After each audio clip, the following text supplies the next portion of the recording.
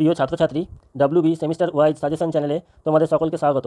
আজ আমি তোমাদের সামনে পঞ্চম শ্রেণীর গণিত বিষয়ের কিছু প্রশ্নোত্তর নিয়ে এসেছি, যেগুলি দ্বিতীয় পর্যায়ক্রমিক মূল্যায়নে আসার প্রবল সম্ভাবনা রয়েছে। তো চলো ভিডিওটি শুরু করা যাক। তার আগে তোমাদের বলি, যদি আমার এই ভিডিওটি তোমাদের ভালো লাগে তবে অবশ্যই আমার এই চ্যানেলটি তোমরা লাইক, শেয়ার ও সাবস্ক্রাইব করবে। তবে চলো ভিডিওটি শুরু করা যাক। এই পরীক্ষাটি তোমাদের 20 নম্বরে হবে এবং যার জন্য তোমরা সময় পাবে 40 মিনিট। এই পরীক্ষাটি হবে তোমাদের গণিত বইয়ের 77 থেকে 172 পৃষ্ঠা পর্যন্ত। চলো বন্ধুরা শুরু করা যাক আজকের প্রশ্নাবলী। একের দাগের প্রশ্ন, নিচের প্রশ্নগুলির নির্দেশ মতো উত্তর দাও। যে কোনো 10টি, 1 × 10 = 10। কয়ের দাগের প্রশ্নটি হলো, দুটি বিন্দু দিয়ে কতগুলি সরলরেখা আঁকা যায়? উত্তর 1টি। আয়তক্ষেত্রের ক্ষেত্রফল সমান ড্যাশ গণিত ড্যাশ। উত্তর দৈর্ঘ্য গণিত প্রস্থ। দুটি পরস্পর মৌলিক সংখ্যার লসাগু কত? উত্তর সংখ্যা দুটির গুণফল। পরবর্তী প্রশ্ন, লঘিষ্ঠ আকারে প্রকাশ করো। 220 × 440। তাহলে 220 × 440, এই ভগ্নাংশটিকে কেটে কেটে ছোট করতে হবে। তাহলে আমি দেখছি লবে আছে 220 আর হরে আছে 440। লবের একটা শূন্য আর হরের একটা শূন্য কেটে দিলাম। তার চেয়ে কত? 22 × 44। এবার 22কে 2 দিয়ে কাটলাম, পেলাম 11। 44কে 2 দিয়ে কাটলাম, পেলাম 22। 11কে 11 দিয়ে কাটলাম, পেলাম 1। 22কে 11 দিয়ে কাটলাম, পেলাম 2। 1-এর 2, এটি হলো 220 × 440 এর লঘিষ্ঠতম রূপ। পরবর্তী প্রশ্ন, 3/9 = 9/3। বিবৃতিটি ঠিক না ভুল? উত্তর ভুল, কারণ ভাগ বিনিময় নিয়ম মেনে চলে না। শূন্যস্থান স্থানে গ্রেটার দেন অথবা লেস দেন চিহ্ন বসাও। 0.006 0.06, এখানে লেস দেন চিহ্ন বসবে, কেননা 0.006 0.06 থেকে ছোট। পরবর্তী প্রশ্ন, স্থানীয় মানে বিস্তার করে লেখো। 207.02। উত্তর 200 + 7 + 2 শতাংশ। পরবর্তী প্রশ্ন, 1020 পয়সা = কত টাকা কত পয়সা? এক্ষেত্রে তোমরা মনে রাখবে, কোনো পয়সাকে যদি টাকা ও পয়সাতে পরিণত করতে হয় তবে ডান দিকের দুটি সংখ্যা পয়সা, বাদ বাকি বাম দিকে যতগুলি সংখ্যা হবে সেগুলি হবে টাকা। এখানে উত্তর খুব সহজেই তোমরা পেয়ে যাবে যে 20টা হলো পয়সা আর 10 টাকা। উত্তর 10 টাকা 20 পয়সা। পরবর্তী প্রশ্ন, সরল রেখাংশের দৈর্ঘ্য মাপা হয় ড্যাশ এর সাহায্যে। উত্তর স্কেলের সাহায্যে। পরবর্তী প্রশ্ন, রশ্মি কাকে বলে? উত্তর যে রেখার একটি প্রান্তবিন্দু আছে কিন্তু অপর প্রান্তবিন্দু নেই, এই রকম রেখাকে বলে রশ্মি। পরবর্তী প্রশ্ন, সরলের মান নির্ণয়ের সময় ড্যাশ নিয়ম মেনে চলতে হয়। উত্তর বদমাস। পরবর্তী প্রশ্ন, মিশ্র ভগ্নাংশকে অপ্রকৃত ভগ্নাংশে পরিণত করো। 3 × 1 = 33। এক্ষেত্রে 33কে 3 দিয়ে গুণ করে গুণফলের সাথে 1 যোগ করতে হবে। যোগ করে হলো 100 আর নিচে 33 বসে যাবে। উত্তর হবে 133। 2-এর দাগের প্রশ্নগুলি, যে কোনো দুটি প্রশ্নের উত্তর দাও। 1 × 1 = 2 × 2 = 3। কয়ের দাগের প্রশ্নটি হলো, সরল করো। 9-এর 15 বিয়োগ প্রথম ব্র্যাকেট 1-এর 10 যোগ 3-এর 10 ব্র্যাকেট ক্লোজ।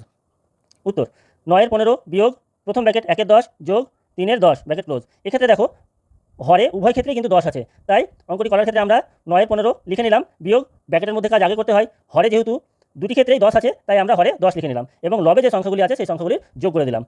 পরবর্তী লাইনে আসলাম, সমান 9-এর 15 আছে লিখে নিলাম, বিয়োগ 3 আর 1 যোগ করলে 4 আর নিচে 10। এবার প্রথম ভগ্নাংশে হরে রয়েছে 15 এবং দ্বিতীয় ভগ্নাংশে হরে রয়েছে 10। 15 আর 10-এর এবার লসাগু করে আমরা পেলাম 30।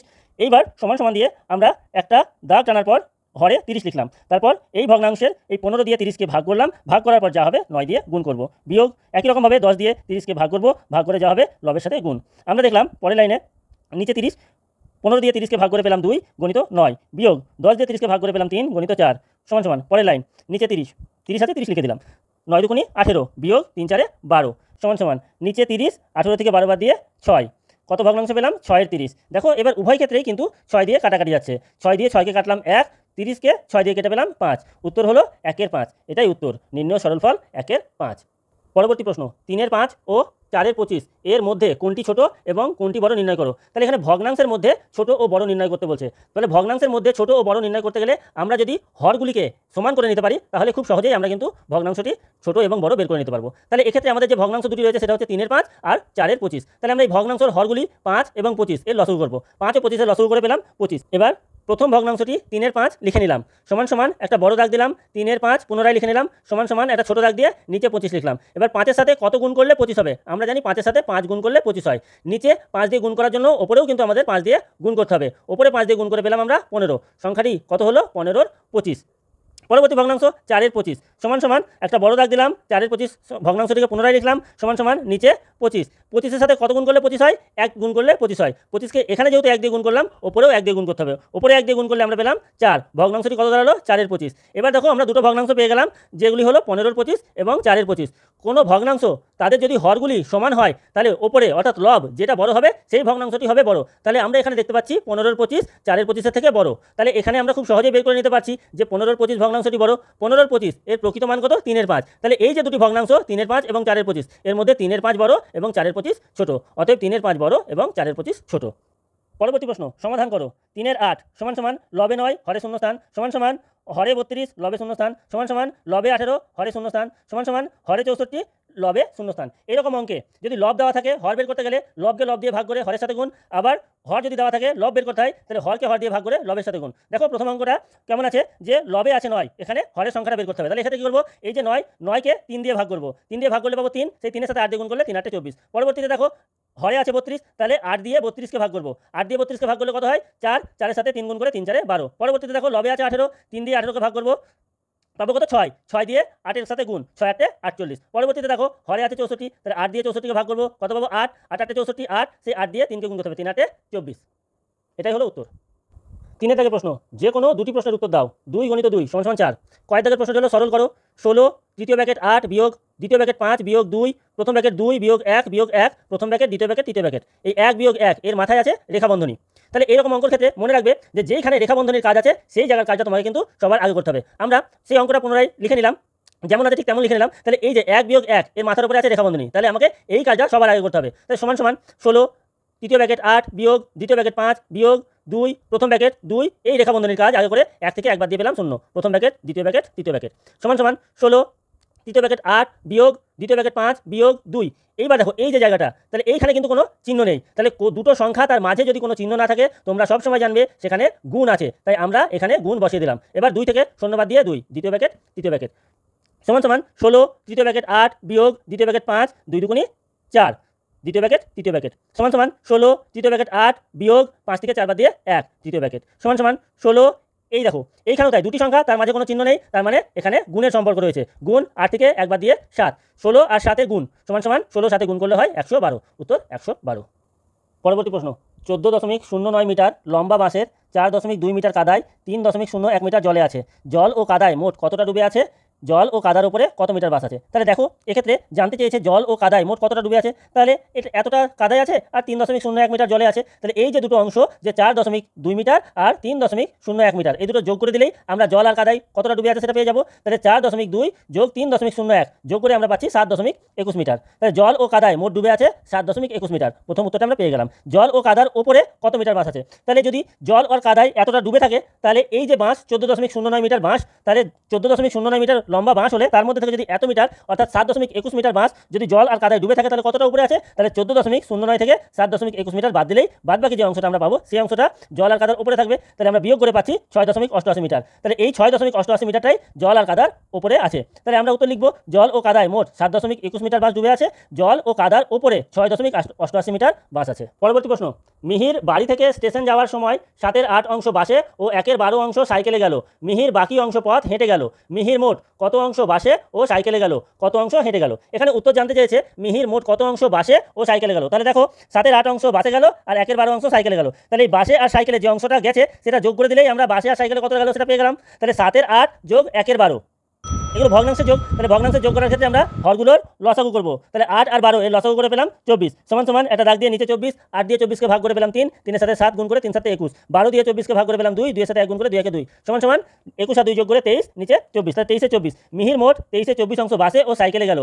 এবার পরবর্তী অংশ কি বের করতে হবে, কত অংশ পথ হেঁটে গেল। তাহলে বাদ বাকি পথটা মিহির হেঁটে গেছে, বাদ বাকি পথ বের করতে গেলে কি করতে হবে, তাহলে সম্পূর্ণ রাস্তা বা সম্পূর্ণ পথ সমান সমান 1 অংশ। তাহলে সম্পূর্ণ পথ যদি 1 অংশ হয় তার মধ্যে থেকে মিহির যদি 23 এ 24 অংশে বাসে ও সাইকেলে যায়, বাদ বাকি অংশটা হেঁটে গেছে, তাহলে 1 থেকে 23 এ 24 বাদ দিলেই আমরা পেয়ে যাব মিহির কত পথ হেঁটে গেছে। তাহলে এক্ষেত্রে লসাগু করলে আমরা পাবো 24, 24-এর সাথে 1 সরাসরি গুণ করে দিতে হবে, 24 একে 24 বিয়োগ 24 দিয়ে 24কে ভাগ করলে 1, 1-এর সাথে 23 গুণ করলে 23 একে 23, 24 থেকে 23 বাদ দিয়ে 1 আর নিচে 24, তাহলে 1-এর 24, মিহির 1-এর 24 অংশ পথ হেঁটে গেল।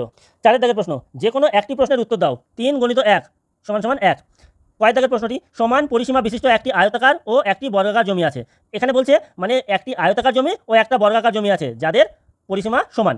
আয়তাকার জমির দৈর্ঘ্য 40 মিটার ও প্রস্থ 20 মিটার, প্রতি মিটার বেড়ার জন্য 7 টাকা খরচ হলে বর্গাকার জমি চারপাশে বেড়া দিয়ে ঘিরতে কত খরচ হবে। তাহলে বর্গাকার জমি চারপাশ, বর্গাকার জমি চারপাশ মানে কিন্তু পরিসীমা। তাহলে বর্গাকার জমির আমি যদি পরিসীমা বের করে নিতে পারি তাহলে বাদবাকি অংশটা আমরা বের করে নিতে পারবো। তাহলে প্রথম যে অঙ্কতে দেওয়া আছে আয়তাকার জমির দৈর্ঘ্য দেওয়া আছে আর প্রস্থ দেওয়া আছে, তাহলে আয়তাকার জমির প্রথমে কি বের করতে হবে, পরিসীমা। আর এখানেও বলে দিয়েছে যে আয়তাকার জমির পরিসীমাও যা বর্গাকার জমিরও পরিসীমা সেই পরিমাণই হবে। তাহলে আমি যদি আয়তাকার জমির পরিসীমা বের করে নিই তাহলে আমি বর্গাকার জমির পরিসীমা পেয়ে যাবো। তাহলে আয়তাকার জমির পরিসীমা এর একটা সুন্দর সূত্র আছে। তাহলে আয়তাকার জমির পরিসীমার সূত্র হচ্ছে 2 গুণিত দৈর্ঘ্য যোগ প্রস্থ। তাহলে আমরা তাই লিখলাম 2 গুণিত দৈর্ঘ্য যোগ প্রস্থ। এবার 2 গুণিত দৈর্ঘ্য জায়গায় বসালাম 40 আর প্রস্থ জায়গায় বসালাম 20। তাহলে 2 গুণিত 20 আর 40 যোগ করে পেলাম 60। তাহলে এবার 2 এর সাথে 60 গুণ করে পেলাম 120 মিটার। তাহলে আয়তাকার জমির পরিসীমা হলো 120 মিটার। অঙ্কটিতে বলে দিয়েছে যে আয়তাকার জমির পরিসীমা সমান সমান বর্গাকার জমির পরিসীমা। তাহলে বর্গাকার জমির পরিসীমাও কিন্তু 120 মিটারই হলো। তাহলে এবার বর্গাকার জমির চারপাশে বেড়া দিবে। তাহলে 1 মিটার বেড়া দিতে খরচ হয়েছে কত? 7 টাকা। তাহলে কত মিটার বেড়া দিবে? 120 মিটার বেড়া দিবে। তাহলে 120 মিটার বেড়া দিতে কত খরচ হবে? নিশ্চয়ই বেশি টাকা খরচ হবে। তাহলে 120 সাথে 7 গুণ করে দিলে আমরা পেয়ে যাবো। তাহলে 120 সাথে 7 গুণ করে আমরা পেলাম 840 টাকা। তাহলে সেই বর্গাকার জমি চারপাশ বেড়া দিতে 840 টাকা খরচ হবে। পরবর্তী প্রশ্ন, সমান ক্ষেত্রফল বিশিষ্ট দুটি আয়তাকার জমির প্রথমটির দৈর্ঘ্য 28 মিটার এবং পরিসীমা 104 মিটার, দ্বিতীয়টির প্রস্থ 21 মিটার, প্রত্যেকটি জমির ক্ষেত্রফল কত? দ্বিতীয় জমিটির পরিসীমা কত?